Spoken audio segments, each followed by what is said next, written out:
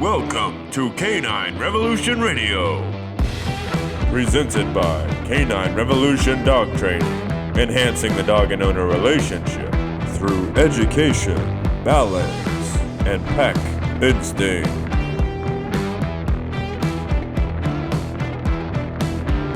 All right, everybody, welcome back to another episode of Canine Revolution Radio. Today we're talking about separation anxiety. Chris, welcome. Thank you. Kevin, welcome. Thank you. Ben, behind the camera, welcome. Always welcome. Good to go. All right, so today we're talking about separation anxiety. Actually, this topic came from a leftover question from our recent Q&A episode, and I did not receive the question until after we had already shot the Q&A episode, but I was like, that's such a good topic. I can't believe we haven't talked about it before. So here we are. So that person gets their own episode. Anxiety, just not particular specific separation anxiety. Yeah. So today we're going to be talking about I get separation anxiety every time I have to go home, get away from you guys. Yeah, we know. So we're going to peel. Kelly told me you're chewing away at the baseboards. She said you were chewing the baseboards. I pee in the house too. Digging holes in the yard. Excessively drooling. Like, we have an off day. I'm digging holes in the yard. You digging? I am digging. I am digging holes in the yard. All right. Productively though. Yeah. All right. Well, some of them maybe not so productive. Chads were productive. Internet's back at least. Good to go. Yeah. All right. Today we're talking about separation anxiety in dogs. And we all know separation anxiety is pretty common today, unfortunately. And a lot of this is due to some of the things that we are doing as dog owners we don't even know we're doing. So hopefully today's discussion is going to help us identify some of those problems and also give us some ways to work on these separation anxiety issues. You may not even know that it is separation anxiety. You may not even know. We're going to talk about it. But we do know that it's unhealthy for your dog to have separation anxiety. You know what I'm saying?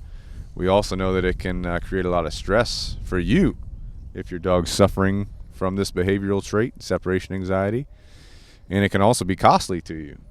Because some dogs, when they have separation anxiety, they act out. They cause damage to your home. They can cause damage to themselves, resulting in a very large vet bill or an emergency vet visit. Need a $1,500 anxiety crate. Paying for consistent anxiety medications. Yep. Just putting a Band-Aid on it. All the above. So, in order to resolve separation anxiety, first we're going to look at what it is, understand what it is, where it's coming from, peel away the onion layers, as Kevin already said. There it is. And we're also going to take a look at where it could develop in a dog's lifetime and how we as the owner could be inadvertently reinforcing it, which is causing the behavior to stick around or also could continue development of the behavior, right? So we're going to take a look at all that today. So basically what separation anxiety is it is an over-attachment to family members, usually a single family member, which results in an excessively anxious state of mind when separated from the primary caregiver, right? There can be different levels to separation anxiety as well. You could have a low-level dog experiencing separation anxiety, and that dog could display, behaviors such as barking, howling, pacing, drooling, whining, or other similar behaviors when the owner is not present, right? So we've all seen this. Those of you listening, you listeners out there, first of all, we appreciate your support, but you may have seen this in a dog as well. The barking, the howling, the pacing, the drooling, the whining, other things like that. Some dogs are even just like pee in the house, poop in the house, legit resulting from separation anxiety, right? But a high-level case of separation anxiety might include other behaviors, such as self-inflicting damage, excessively chewing themselves, like that one dog that was one of Chris's first consultations. I'm not going to say the dog's name. We all know who it is, one of Chris's, because he always tells the story. Yeah. This dog's like chewing the crap out of himself. Hair's going everywhere. Spinning around. Slinging stuff all over the walls. Just drooling everywhere. Right? So that type of stuff. Going potty in the house, peeing, pooping. Chewing up items in the house, other similar things. Right? We've all walked in that house for a consultation, and we've seen the baseboards tore up. We've seen the windows chewed up. The blinds chewed up. The doors chewed, all this stuff. Right? Carpet chewed up. Yep, all that kind of stuff.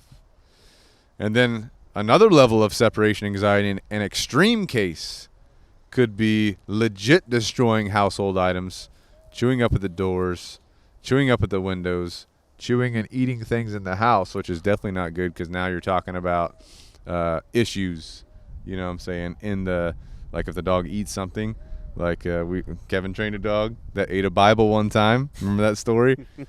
Almost killed the dog, you know, because of blockage. Yeah. Right? And scared the owner. She was worried he might have had a little devil in him. Oh, yeah. Well, no, he ate the Bible. He's fine. He's good now. Let's see. Scratching at the floor, scratching at doors, scratching at windows, breaking out of kennels, you know, stuff like that. Even a high-level case of separation anxiety, the dog's probably going to be busting out of that kennel or trying to. Yeah. You know, I don't know how many dogs we've worked with that were working to rehab that kennel conditioning. Oh, yeah. That same dog we're talking about with the Bible, you know, that dog had to be reconditioned to a kennel. We had a couple other dogs, you know, that one dog Kevin took in an emergency spot. You know what I'm talking about, Kevin? That dog. Yep. So that happens. But understand that in most cases, dogs with separation anxiety, they are going to start out at a low level, right?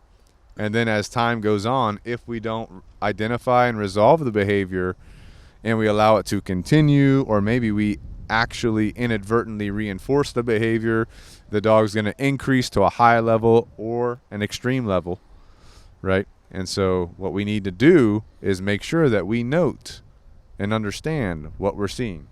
If we have a dog that's doing any of the behaviors that we just talked about, you know what I'm saying, we can identify there might be some separation anxiety issues here. And, you know, and later on in this discussion, we're going to talk about what you can do to overcome that, you know what I'm saying? But it is important to identify it so we can get to the root cause and then begin to address that, you know what I'm saying? It's also important to note that separation anxiety may not just be to a person, it might be to another dog. So how many dogs have we worked with when there's two dogs in the house, one of them is just crazy separation anxiety, you know what I'm saying? But as soon as it gets away from that other dog, now that dog is just, you know, extreme level separation anxiety because it's away from its pack member that it's never used to being away from. Right. You know what I'm saying? So anyway, you guys have anything to add so far? Talking points? Nothing so far. That's a good start. Good to go. All right. So from the dog's point of view, what we're going to be doing is we're going to put ourselves in the dog's shoes, the dog's paws, and try to understand where the separation anxiety could arise from, where it could unfold in the dog's life, right? All right, so let's talk about, first of all, a puppy. Let's say we pick up a puppy from a breeder. Let's think about, in the dog's perspective, what it's done up to this point in its life. It's been with its mother. It's been with its litter mates. Hopefully.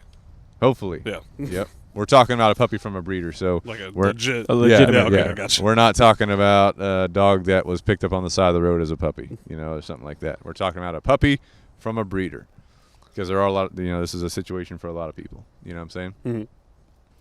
So picked up the puppy from the breeder. The dog, from their perspective, the puppy is used to living with its mother and its litter mates at a minimum. A lot of times, if it's a really good breeder, they're going to be involved with the puppies every single day, doing different things with that puppy. Basically, this puppy's never used to being alone. Boom, right out the gate. So when we bring the puppy home, we try and do the right thing. We have the puppy sleep in a kennel in our room. However, the puppy is screaming. It's making a ton of noise. We feel bad. So we let this puppy out, and it sleeps with us. Uh-oh. Already off on the wrong foot. little side story here. My personal life. This was before I was a dog trainer. All right. Bane. This was yesterday. Bane, whenever he was a puppy, right? Me and Lauren lived in a studio apartment, so not a lot of room. Had Bane in like the dining area in a kennel. Put him in his kennel for the night. Dude starts freaking out, screaming. So what do? I lay on the floor outside the kennel, hugging the kennel. Because I was like, he's got to be in a kennel. You know what I'm saying? I'm hugging the kennel, and I'm just singing to him. Wow. What was the song? If you can relate to that, story. I think it was Night Night Rough Rough. Night Night Go to Sleep. If anybody listening can relate to that story, you need to call us. If you can relate to that story, drop us a comment below. It wasn't that ever. It was Guy on a Buffalo. Guy on a Buffalo. Good song. We need to bring that song back. Oh, Lord. All right, so that's a little side story there. But let's say we got the puppy in our room in a kennel. It's screaming, so we let it out. It's sleeping in the bed with us. Now it's just going to be in the bed, period, you know. As time goes on, the puppy spends the majority of its day with us. It's following us around. It's playing with us. It's walking with us, you know, all that type of stuff. Everything the puppy does, we are involved in, and everything we do, the puppy is involved in, right? I got my new cute puppy, right? All the puppy knows in life is us and being with us. Life continues to go on. Let's say we go out to eat one day with some friends, and we do it for a couple times, but each time we come home, we notice our dog has been drooling, but we don't think much about it, right? Why are you drooling? It's just a bulldog or whatever, you know, it's drooling. Just what they do. Next time we go out, we leave the dog, we leave the puppy. We can hear them howling and barking inside as we leave. They're missing me, you know. Time goes on, we continue to go places. We have to leave. We leave our dog home. We have to go places. But over time, we notice small changes. We don't think about it too much until one day we get home and our dog has chewed our door frame. Now we are angry. How dare you chew the door frame? Right? No more good night was songs that too for loud? you. That was too loud. That was too He intense. turned you down. Ben's going to have hearing impairment because of this job. And we seek, and now that the dog has chewed our door frame, now we seek help from a professional dog trainer because we're trying to understand why our dog's chewing the door frame, and we're angry that it chewed the door frame. You've never done this before, right? They're mad at me. All right, so the key to this scenario is that when our dog was a puppy, we spent every waking moment with the puppy. To us as a human, this makes us feel good because the puppy's always with us. But we do need to have the future in mind and understand that this could result in separation issues as the dog begins to mature. Right? Does that make sense, guys? Oh, yeah. All right. You guys got any input on that? Yeah, I can vouch for Here we it. go. So like when I first Here we became go. a trainer, you know, and I was starting to work through everything with Vader. Oh, You know, Vader. hey, part of the Vader's got some good noises oh, when yeah. Chris first started. part of the training. perks of being a dog trainer, you can pretty much bring your dog to work any day you want. And so I started bringing him to work every You better single be training day. your dog, though. Well, I mean, in between cuddle sessions, I was training him. Only for reward. Only for rewards. Yeah, but I mean, I'm bringing him with me to work every single day, spending a lot of time with him. And then the time comes where you got to do something like I got an appointment, I can't bring my dog with me, that kind of stuff, and then I have to start leaving him at home or whatever. And I'm experiencing a lot of, and mostly with him, it's just moaning and whining, that kind of stuff. But he started to get separation anxiety because our bond was getting stronger, and I was just spending so much time with him and not having healthy separations. So this is something I can definitely vouch for. He wasn't Really a puppy, good. but It's good to mix in those, you know. There's nothing wrong with having a strong bond. Yeah, But absolutely. ultimately, Yeah. you want them to be able to be independent and Sure. be perfectly fine. exactly. That's got to be balanced. So we got to be cognizant of like our schedule, you know, what we're doing day to day, especially nowadays, you know, with the quarantine and everything that's happened. People have been at home with their dogs. Yeah, good You point. know, we need to implement some of those healthy separations. Hey, maybe he goes in his kennel for 30 minutes in the next room without you and just has like a little, you know, chill out session, you know. If you can't walk to your room without your dog whining, you're starting to experience some separation anxiety, and the earlier that you can catch it and address it, the better. Yeah.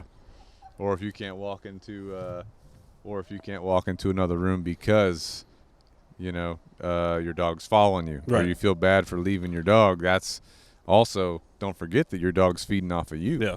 So if you feel some sort of separation issue with your dog, Right. Yeah. your dog is just going to reflect that to you even stronger. Oh, yeah. It's hard. It's hard not It's to be hard. a human. Yeah. It's You hard not gotta to be a you gotta human. hold yourself kind of back a little bit. You got to take a step back and look at it. Yeah. Again, you know, all of these things we really hammer home from the dog's perspective. You know what I mean? Right. So we just got to take a step back and kind of look at it from there to see what we're actually doing. Yeah, exactly.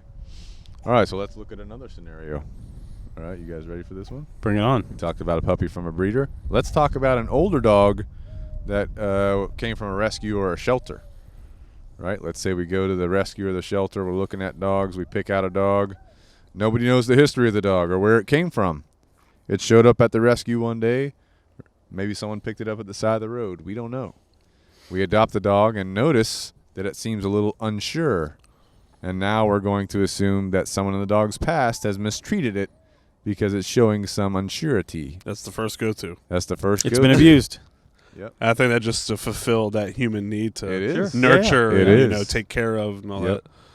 And you know what I say? Like, sure, there could have been things that have gone wrong in the dog's past, but we start that dog off just like anything else. Right. Boom, right out the gate. Mm-hmm. Start it off through our training progression. Yep. You know what I'm saying?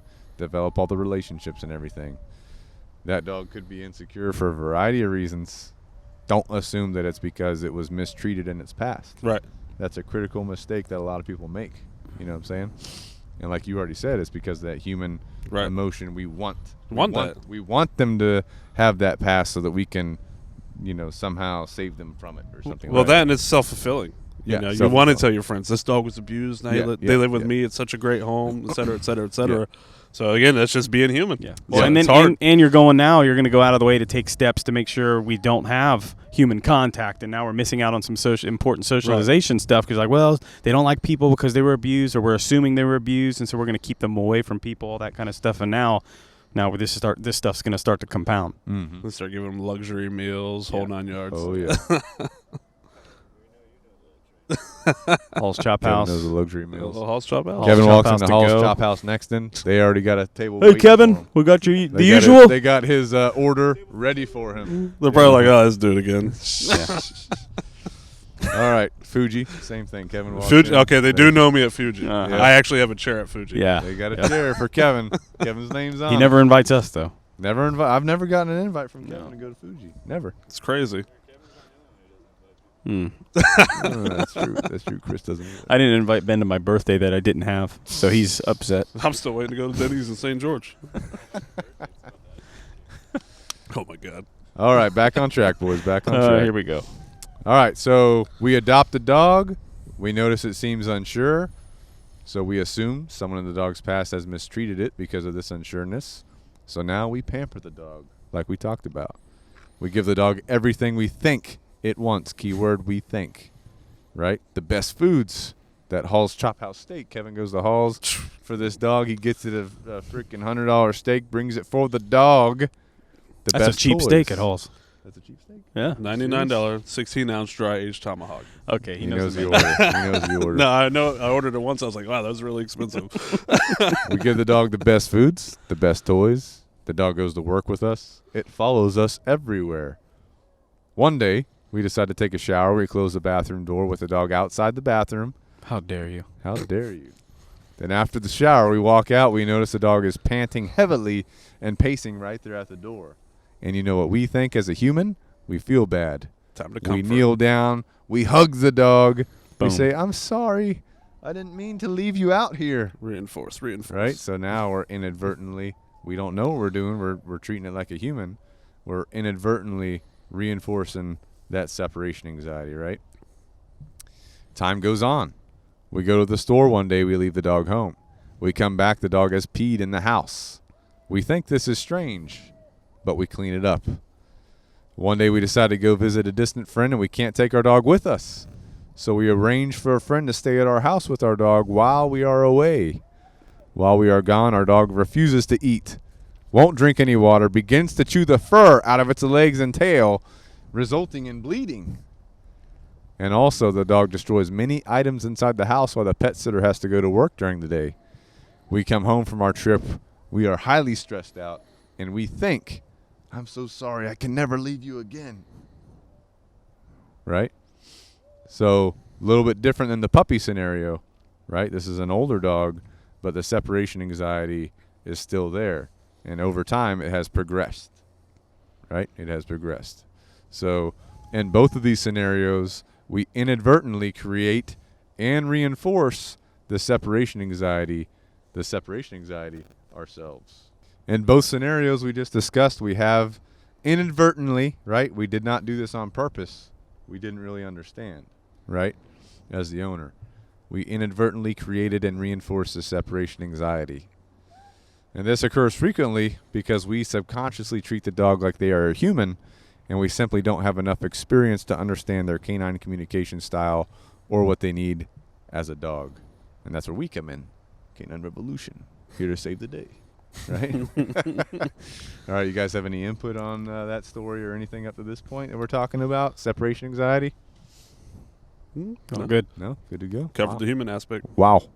Good to go. I mean, You're thorough. You're thorough, man. You're not leaving us any room here. Expert interactive style. Yeah. We talked about in one of the other podcasts. All right. So now that we've identified a couple scenarios, we've identified that, hey, for the most part, separation anxiety, we as the owner are inadvertently, reinforcing it. We're not helping resolve it. We're inadvertently reinforcing it. Now let's look at some ways that we can resolve this unhealthy behavior and ensure the best life possible. Turn it down. For both our dog and for us. Sorry. He had his headphones off that time. I get a little amped up. If you as the listener, if you have not noticed by it now, sometimes I get amped up. I'm a little bit passionate. We call it passion, exactly. I'm a little bit passionate about this stuff. All right.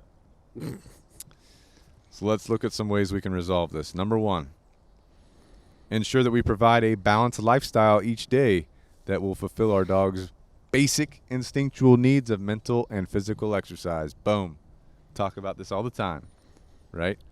Our dogs need to balance out their energy daily, both physical and mental energy, right? We all have it. So do our dogs. The worst thing we can do, wake up, take our dog out to potty, leave it in the house. We go to work all day. We come back. I'm tired. I don't feel like walking, right? Our dog remains in the house. We let it out to go potty. Maybe we toss the ball like 3 times, bring the dog back in the house. If that. It's horrible. Not good. Sedentary lifestyle. Sedentary lifestyle. So, some things that we can do to help achieve this mental and physical exercise with our dogs. Number 1, obedience training. This can help to achieve our dog's mental exercise while walking or running or like structured play. These are things that are going to resolve that physical exercise. So 2 walks per day that are about 20 to 30 minutes each should be plenty of physical exercise for your dog. I would say at a minimum. You know what I'm saying? But if you have time and are able to do more and you want to do more, obviously do it. Don't limit yourself to just 2 20-minute walks. And we all know there's dogs out there that this is not going to satisfy that physical exercise need. Mm-hmm. We work with dogs that have very excessive energy levels every single day. These dogs need more stimulation than the average dog. And generally this type of dog is going to be like a working breed, like a Malinois or a Doberman or something like that, German Shepherds. And, the owners are extremely busy. They got this high drive working dog, and that's when it becomes a little bit troublesome, because you got to satisfy that physical and mental exercise need that the dog has, But the first step you can do is to provide a balanced lifestyle. Make sure that you're fulfilling mental and physical exercise. Guys, what we got? Yeah. I mean, I think you can add in there, that's where we are always talking about the routines and rituals. Routines right? and rituals. This is I'm part glad you brought that up. I mean, Routines and that's what I'm here for. I had that saved actually in there to bring up. So, but yeah, I mean, you make this part of those routines and rituals. This alone is what's going to help with that anxiety. They have things that they can count on, so they know, okay, that walk is coming at this time, and we're getting fed at this time. This is my ritual. This is my routine, and that's going to help them with that anxiety long term anyway. Yeah, so build the confidence. They know what's coming. Bingo. And even if you have old dogs, like we talk about adopting like an old dog from a shelter. Say I adopt like an 11-year-old German Shepherd from the shelter. You can still achieve physical mental stimulation. Right. No one's telling you have to go walk 6 miles after work, like you got like a high drive Doberman or something. Yeah. But you can still go out, low impact stuff. Get them working, get them moving. Motion's lotion. Motion is lotion. Keep them going. So. Yep. Exactly. All right. So number 2, which you guys already talked about a little bit, is incorporating healthy separation into your routine and rituals. Right. If you get a puppy, you want to start this pretty much as soon as possible when they're young. If you adopt an older dog, again, start as soon as possible. Healthy separation could be sometime in the kennel in a separate room or a separate area of the house, or you could use a pet cot or a dog bed in the same fashion. Send them over to that pet cot, dog bed, have them remain there while you move around or exit that area of the house, and they should remain there, Both of these ways allow your dog to observe what's going on throughout the house And your dog also understands that they are not always going to be involved or always right next to you.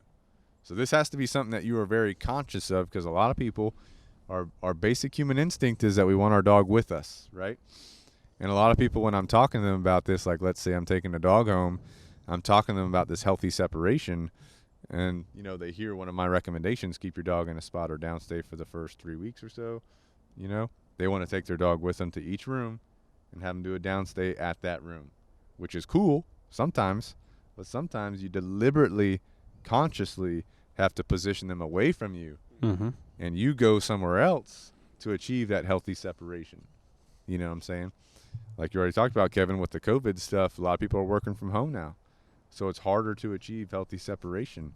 You have to be conscious about it. Yeah. Deliberate about it. And when we start going back to normal, like we already have, there may be some effects right from the past year or so. Now we're going to have some separation anxiety where it hasn't been there before, possibly. Yeah. You know what I'm saying? Mm-hmm. Got to mow your grass. Go mow the grass. Dog stays in the kennel for a little bit. Yep. Healthy separation. Good to go. You got to mow the grass. You got to mow the grass? Yeah. I was wondering why you had that on your mind. Yeah. That's why I popped in there. You got to mow the grass. First, you got to finish your trenches. Yeah, I can't mow the grass right now. I'll fall in a trench. I'm digging trenches on my property, FYI. Yeah, for the listener, we apologize. In our past podcast episodes, we go off on these side tangents, and you have no idea where we're at. We're going to try to do better to explain them. We're going to detail what these side tangents are. So Chris is currently French draining his property, and it's a lot of trenches that he's digging right now. A lot of digging, a lot of dirt. His yard is destroyed. Yeah. What's a French drain? Moves water. It's a drain. It was French drain would be a in-ground water drainage system. Invented in France. Invented by the French. Yeah, maybe. Basically. You want to know about French drains? Let me tell you real quick. Here we go. All right, that's a separate episode. Basically, you're going to dig a trench into the ground with the proper slope to move the water via gravity. You're going to put some filter fabric into that slope. Then you're going to put your French drain pipe at the bottom of the filter fabric. Then you're going to put rock on top of that. Not pea gravel, but rock, at least 3/4 inch in size. Then you're going to wrap that in a burrito style with your filter fabric, staple it, and put grass on top. French drain. He makes it sound so easy. It's not. All right, back to the podcast. All right. Back to the separation anxiety. So, healthy separation, critical. Using a kennel, using a dog bed or a cot, both of these ways are going to allow your dog to observe what's going on, but also understand they're not always going to be right next to you all the time, right? This is critical because this ensures that separation anxiety is not set in, and it also establishes routine boundaries and rules with your dog to ensure that the pack maintains a calm, confident, and relaxed mindset, right? Mm-hmm. So you brought up, Chris, cutting your grass. You could technically have your dog outside with you, put him in a pet cot or a spot at a distance from you while you're cutting the grass. Yeah. In a safe place, right? Your dog, let's say you got to go behind your house and your dog's out front. That's separate. That's that healthy separation. I'm thinking about training Flex right now when I had Chad get on the lawnmower. Oh, yeah. Drive around. Drive around, make sure he didn't attack the lawnmower. Nice. He didn't attack it, boys. That That was good one to of go. his things. He'd attack the lawnmower. Good dog. All right. A lot to learn with that dog, huh, Kevin? Oh, man. I'm night and day. I came out a different trainer. All right, so healthy separation, you have to incorporate it in your routine throughout your dog's entire life. This is critical, All right, next, number 3, don't make coming and going a big deal. That's hard. That's Walk hard in. for a lot of people. Oh, wait. Yeah. I've been at work all day. Oh, Easier yeah. said than done, man. Hard for Dogs most jumping, people. going crazy. You're petting Oh, yeah. them. I love you, man. Oh yeah. They're Oh, yeah. always happy to see you. They're always going to be happy. So, whenever you leave your house, if you just make it a big party, start celebrating, hugging your dog, going crazy with him, then you walk out. You just had this big party. Now you're gone. Holy shit. Dog's just jacked up now. Like, Dog's what? jacked up. You now just you're gave him gone. this What the heck? wonderful, pleasurable experience and then followed it with 8 hours of trauma. Right, exactly. And then you return home, and all of a sudden you walk in the door, big party again. And to them, you've been gone for years. Yeah, to them you've just been, holy shit, he's back. So in this case, you got to make coming and going not a big deal. So the way you're going to do that is, we call it the 15-minute rule, but basically 15 minutes before you leave, you're either going to put your dog in a kennel, say your goodbyes then, put your dog in a kennel, still be in the house for 15 minutes, then you leave.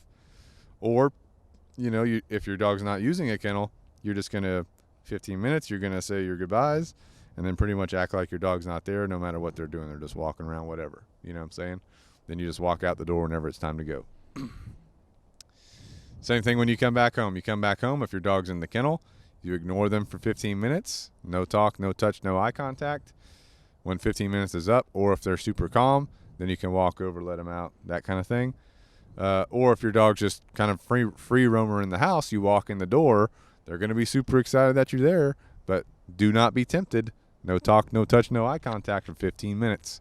That way your dog can calm down, and coming and going cannot be a big deal, right? Yeah. So that's super hard, you know what I'm saying? But it's super important, right? And by doing so, this is, again, going to help maintain the proper balance of energy and mindset in your dog and in you too. Because like we already talked about, a lot of the cases of separation anxiety is due to us feelings, we're separating from our dog. We're like, oh my gosh, I have to leave you. I feel bad. That kind of thing, that just makes that separation anxiety even stronger from our dog. You know what I'm saying? Mm-hmm. You guys got anything to add? Yeah, I mean, bottom line, like, you don't have to feel bad if you're doing everything you need to be doing outside of this stuff. And I'm like, you're giving them the mental, physical stimulation. Like, I feel there's no issues when I'm leaving my dogs because I know I'm doing what I need to as a responsible dog owner. Right. So there's no, like, I'm not just sitting here right now thinking, oh my gosh, what are my dogs doing? They miss me right now. I miss them. Yeah. You know what I mean? I know I've worked them, got their work in this morning, going to get some work in afterwards, that kind of stuff. And then you'll notice you make this part of your routines and rituals, right? And your dogs will start to, like, that 15-minute window will start to kind of shrink a little bit. Like, for my dogs, it's usually 60 seconds. They're free roaming. I come home from work, of course, they're a little anxious to see me. I don't cross the threshold of my door. My door's cracked. I see boop boop boop, 3 noses popping. They're whoop whoop whoop, getting excited. I say go spot. They go to their spots. I walk in. From there, I ignore them, and usually within 60 seconds, they're nice and calm. Nice, calm, relaxed, and then I'm not reinforcing any bad mindsets or anxiety, things like that. So hold to this stuff, and that's what's really going to treat it, Yeah. That's the thing, too. Be aware of the mindset. Yeah. Right? So say you're battling something like, you don't like your dog jumping on people. Well, when you come home and your dog's amped up and jumping on you and you're petting him and loving on him, you're just encouraging that behavior. Bingo, yeah. So they're not going to be able to really know the difference between, oh, it's okay to do it when you come home, but not okay to do it now. At least not without some, like, serious work. You know what I mean? Yeah. So it's better just to interact with your dogs when they are nice and calm, especially if you're dealing with things like this, insecurity, anything, to help overcome and rehabilitate those mindsets. Yeah.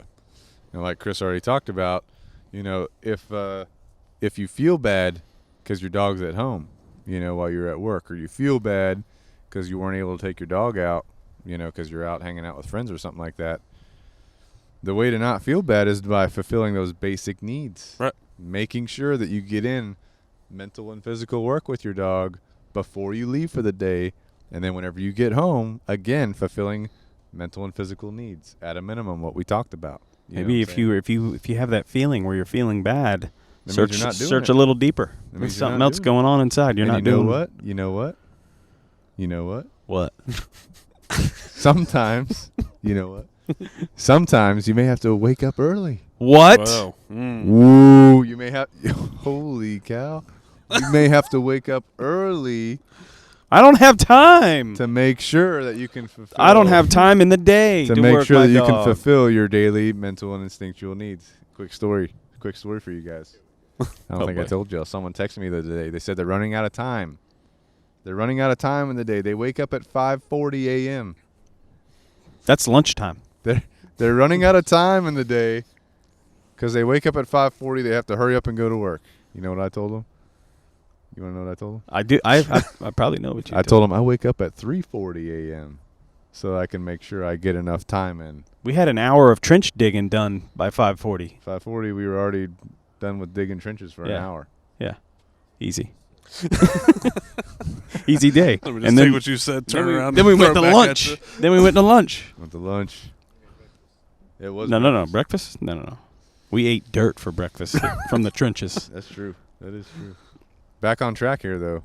You might have to wake up earlier than you used to waking up to make sure that you can fulfill those needs. And that's hard for me. It's hard sometimes. For me, I have to get up at 3:40 because, number one, I like to work out. I like to go to the gym, unless I'm digging some trenches. That's Right? kind of like a gym. That's a full body. It is. So I like to work out. If you want to see that workout, you can check out our YouTube video, Day in the Life. I'll show you one of my workouts, chest workout. When are we posting that, by the way? Posting that within a week. So this podcast will come out after it. Yeah. So check out that video if you want to see some workouts. But, me, that helps me with my physical energy and my mental energy too, personally. Mm-hmm. But then I have to go home, got to take care of my kids, got to make sure I fill my dog's mental and physical energy as well. So for me, I just have to identify that I got to get up at 3:40 a.m. when most people wake up to take a piss and they're like, I get 3 more hours of sleep. That's me. I'm waking up. I'm a to 6:30 get guy. up after to get after it, But I just use that as an example. Obviously, that's kind of extreme for most people, but I use that as an example because I didn't always get up at 3:40. I used to hate waking up early. Over time, I woke up at 6 a.m., then 5 a.m., then 4 a.m., trying to make sure I could get all these things done. Now Eventually, it's he's just not going to sleep. Oh, no. Eventually, it's going to be 2 a.m. I've been getting earlier and earlier. I think this is happening now. That's what happens. Yeah. Hey, I'll do it. No, there will be no going to bed. It's just I'm just. Yeah, if he didn't have to go to bed, he wouldn't. He's conditioning sleep out of his life. Bottom He lays line. down like a vampire in a coffin and just goes to sleep. He just sits up at 3:40. Bottom line.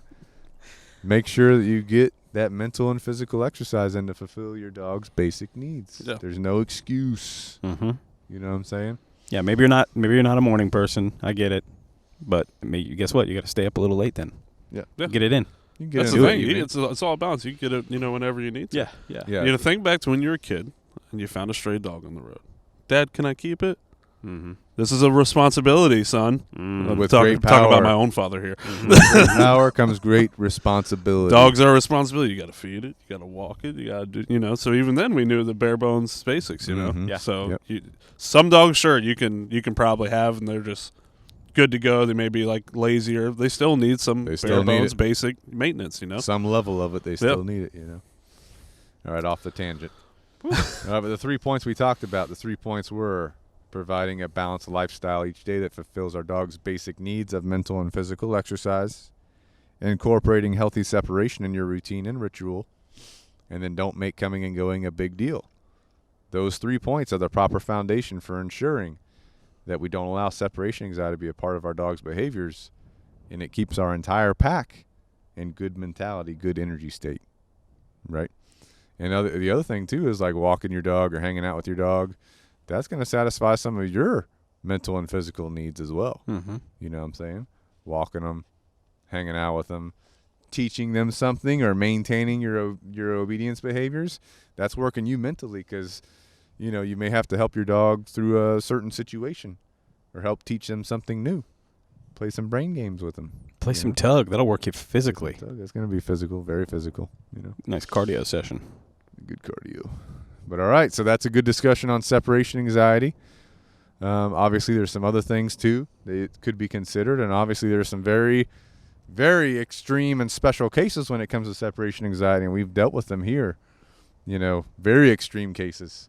So if you guys do have a question, drop it in the comments below. Reach out to us via email, text, messenger, whatever, let us know. Carrier pigeon mail. But I do want to take a moment and thank all of our listeners. I just learned the other day that we have some dog trainers in Florida listening to our podcast. We got Nice. some feedback from. Aren't you going to Florida here shortly? Might be taking a against little my will. vacation. Against my will. Nice. But we had some people in Florida. We have some people in Michigan that are listening, providing feedback. California. So thank you everybody for taking the time to listen. Yeah, seriously. Let us know any subjects that you'd like us to discuss. Leave us comments on YouTube if you're watching it on there. On your favorite podcasting platform, whether that be Spotify, Apple Podcasts, go ahead, drop us a 5-star review. Let us know how we're doing. 5 stars, right? Give us some topics. Give us some comments. Good to go. But we do appreciate you guys, the listeners, right? And appreciate you guys too, Chris and Kevin. Thanks for being here. We appreciate you. Ben, thanks for being here, buddy. Good to go. Thanks for keeping us in line. Ben makes the magic happen. All right, you guys have anything to wrap it up? No, it was good stuff. Good to go. Good. All right, guys. Y'all have a good one. Out.